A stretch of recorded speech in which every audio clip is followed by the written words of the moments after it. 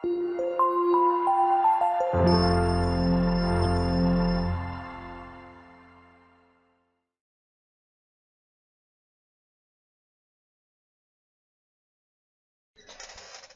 selamat datang di channel YouTube Belajar ala Klinik Jenius. Terima kasih atas kunjungannya di channel YouTube ini. Jangan lupa kalau belum subscribe, subscribe-lah. Tapi kalau seandainya sudah subscribe, jangan lupa juga pastikan bahwa lonceng notifikasi telah diaktifkan supaya kalian mendapatkan pemberitahuan ketika ada update soal atau video yang terbaru.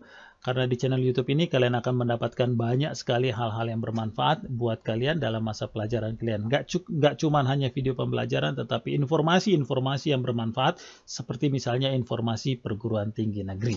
Oke. Masih bersama dengan saya, Pak Samuel, salah satu pengajar di Bimbel Klinik Jenius. Kali ini, dalam video kali ini, saya akan lanjutkan lagi permasalahan tentang permutasi. Kalau sebelumnya dalam video yang pertama, saya bicara tentang konsep permutasi dan perbedaannya dengan kombinasi, serta di situ juga ada permutasi R unsur dari N unsur yang berbeda. Kemudian di video yang kedua tentang permutasi beberapa unsur yang sama. Nah, sekarang saya berbicara tentang permutasi siklis. Sangat mudah sekali untuk mengidentifikasi permutasi siklis ini. Nggak usah mikirin ini permutasi atau kombinasi. Pokoknya kalau sudah berbicara tentang sesuatu yang sifat susunannya siklis atau nyambung, misalnya putaran, lingkaran misalnya, atau nggak mesti harus melingkar, misalnya bentuknya segitiga susunannya atau segi empat, yang penting ada siklus yang terus sambung menyambung seperti lingkaran ini, segitiga dan segi empat. Maka itu bisa dipastikan bahwa sedang berbicara tentang permutasi siklis. Oke, langsung saja. Bahwa dalam permutasi siklis ini misalnya ada N unsur, ya, ada N unsur. Nah, karena di sini objek pertama dan objek terakhir itu adalah dua hal yang sama sebab nyambung, ya, karena dia siklis. Maka permutasi siklis ini untuk menghitung banyak susunannya itu sama saja dengan N dikurangi dengan 1 faktorial. Jadi hanya ini aja. N dikurangi 1 faktorial. Jadi gimana sih cara menentukan bahwa permutasi ini adalah siklis? Simple. Kalau susunannya dalam bentuk yang siklus artinya sambung menyambung terus, maka itu dinamakan permutasi siklis. Yang kita gunakan rumusnya adalah N-1 faktorial. Begitu ya. Oke, sekarang kita lanjut ke soalnya supaya bisa lebih dipahami. Tada!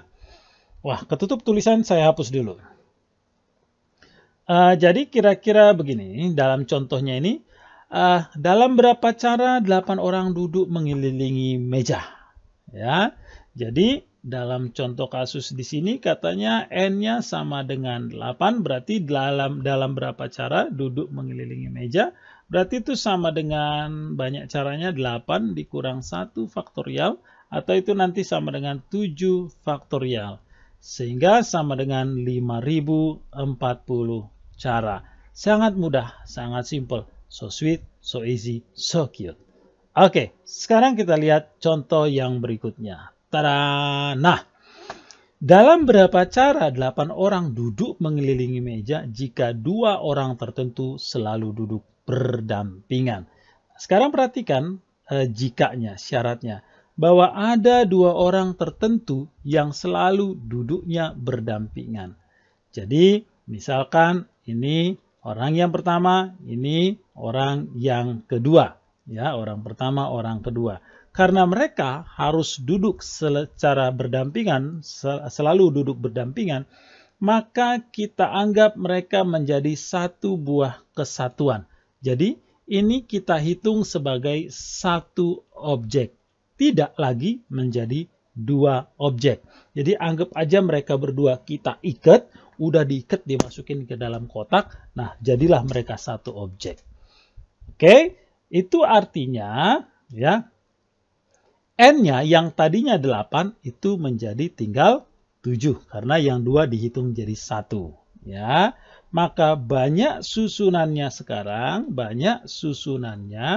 itu sama dengan 7 kurang 1 faktorial dikali 2. Loh, dari mana dikali 2? Karena begini, kalau misalnya seperti ini posisinya, saya panjangin ini rambutnya ya, ini satu susunan ya. Tapi kalau misalnya posisi mereka diubah jadi seperti ini, nah kira-kira begini, ini jadi satu susunan lagi. Artinya ada dua susunan dari 7 min 1 faktorial. Sehingga sama dengan 7 min 1 faktorial ya. Sama dengan berapa? Dikali dengan 2. Berarti sama dengan 6 faktorial dikali dengan 2. Itu sama dengan 1440. Nah, kira-kira seperti itu. Paham ya? Jadi, karena dia selalu berdampingan, dihitung 1. Ya, dihitung 1 objek, berarti N-nya berkurang 1. Dalam hal ini jadi 7. Nah, kemudian jadinya banyak susunannya 7 kurang 1 faktorial dikali 2. Dari mana 2 ini? Karena posisi yang dua orang ini bisa bertukar tempat. Kalau 3 bagaimana? Berarti dikali dengan 3 faktorial. Karena posisi, misalnya kalau ada 3 katanya yang selalu berderetan, ya berdampingan, berarti ini susunannya nanti 3 faktorial. Kira-kira seperti itu. Paham ya? Oke. Saya tambahkan pertanyaannya. Kalau di sini katanya jika dua orang tertentu selalu duduk berdampingan. Bagaimana kalau misalnya pertanyaannya adalah jika dua orang tertentu, ya, dua orang tertentu tidak duduk berdampingan. Nah, kira-kira seperti ini. Maka ya karena dua orang yang tertentu tidak duduk berdampingan, anggaplah mereka misalnya sedang musuhan, begitu ya. Jadi mereka harus terpisah, duduknya nggak boleh deket-deketan. Ya, itu artinya sama saja banyak susunan total dikurangi dengan banyak susunan boleh. Nah, jadi rumusannya seperti ini kesimpulannya. Ya, kalau misalnya untuk yang tidak itu kalau ada kata tidak berarti cara menghitungnya adalah totalnya berapa tanpa ada syarat apapun dikurangi dengan boleh atau selalu duduk berdampingan. Kira-kira begitu. Nah, kalau seperti ini pertanyaannya berarti ini nanti jadinya adalah kalau tadi total berarti 8 faktorial 8 dikurang 1 faktorial ya. Saya hapus dulu. Nah, kalau untuk yang total berarti 8 dikurang 1 faktorial. Dikurangi yang boleh tadi yang ini. Berarti dikurangi dengan 1440. 8 dikurang 1 faktorial tadi adalah 5040 dikurangi dengan 1440. Berarti ini kira-kira 00 kemudian 6 3. Berarti hasilnya sama dengan kalau nggak salah 3600. Coba dihitung lagi. 0 dikurang 0, 4 dikurang 4, 0. Kemudian 10 kurang 4, 6. Kemudian 4 kurang 1, 3. Ya, tinggal 3600 susunan. Itu kalau tidak boleh duduk berdampingan. Jadi ingat ya, kesimpulannya kalau ada kata tidak boleh begini-begini, maka hitunglah yang totalnya berapa, kemudian yang bolehnya berapa, lalu cari selisihnya. Kira-kira seperti itu ya untuk contoh kasus yang berikut ini. Oke, kita lanjutkan pada soal yang terakhir dari video ini. Kira-kira seperti apa? Tada! Nah, ini dia. Saya bacakan. Terdapat 4 pria dan 4 perempuan yang akan duduk mengelilingi api unggun. Ada berapa banyak cara susunan duduk jika setiap pria dan wanita duduk selang-seling? Nah, jadi misalnya gambarannya saya buat situasinya seperti ini. Ya, mereka duduk mengelilingi api unggun. Yang kotak misalnya laki-laki. 1, 2, 3, 4. Kemudian yang segitiga itu adalah perempuan. Nah, perempuan. Jadi, supaya mereka selang-seling berarti salah satu baik itu pria atau wanita susunannya jangan siklis, karena kalau dua-duanya siklis, dua-duanya akan muter-muter dan itu akan sama saja atau tidak bisa ditentukan posisi selang-selingnya. Jadi kira-kira bagaimana? maka salah satu, baik itu apakah itu yang pria atau yang perempuan, itu posisinya hitungan cara menghitungnya tetap. Jadi tidak ada siklis. Sedangkan yang satu lagi, apakah itu pria atau perempuan, susunannya dibuat siklis. Oke, jadi kira-kira begini. Anggaplah bahwa yang perempuan ini jadi susunan wanita, ya.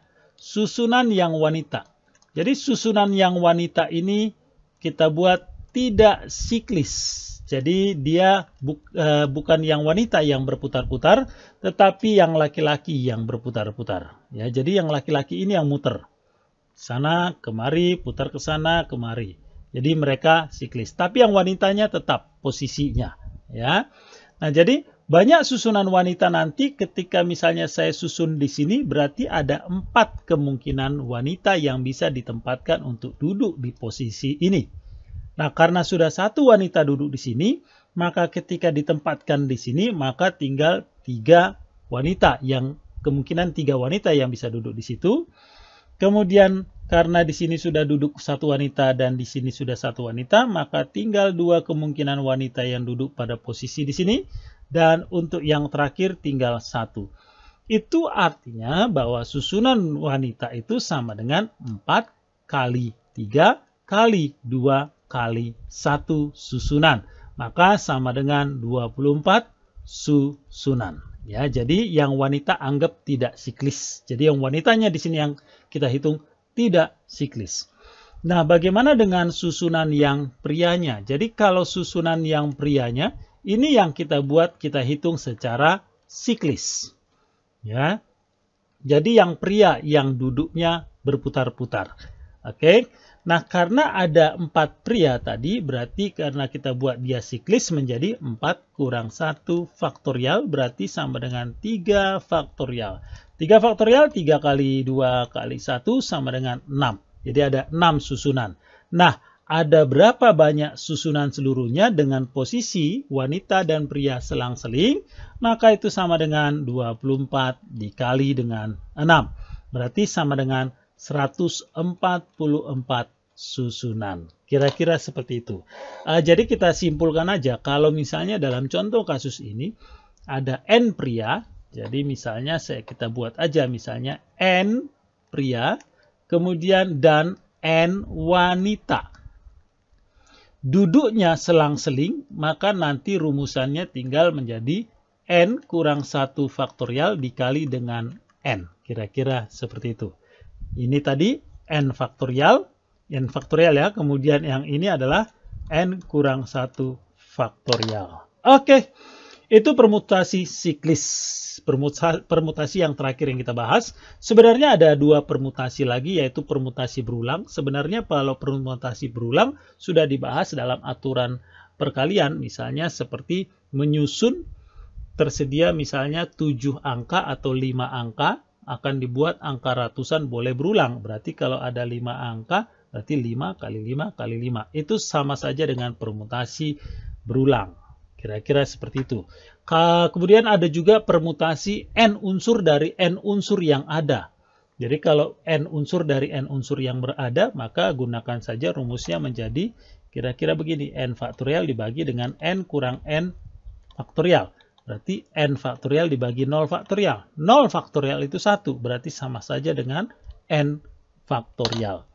Jadi kalau permutasi N unsur dari N unsur yang ada, itu sama saja N faktorial. Dan itu sudah kita bahas ketika belajar tentang aturan perkalian di video yang sebelumnya. Jadi silakan disimak video tentang aturan perkalian dan aturan penjumlahan. Oke, terima kasih. Saya cukupkan sampai di sini saja tentang permutasi siklis. Semoga bisa bermanfaat, semoga bisa dipahami. Kalau nggak paham, ya diulangi lagi. Kalau sudah paham pun, tetaplah berlatih dengan lebih banyak variasi soal lagi, dengan ragam-ragam soal yang lebih, dengan tingkatan soal yang lebih meningkat, yang lebih sulit lagi, supaya semakin kalian mampu dan menguasai permasalahan matematika. Terima kasih atas kunjungannya. Tetap semangat, tekunlah belajar, dan teruslah berdoa. Merdeka Bung!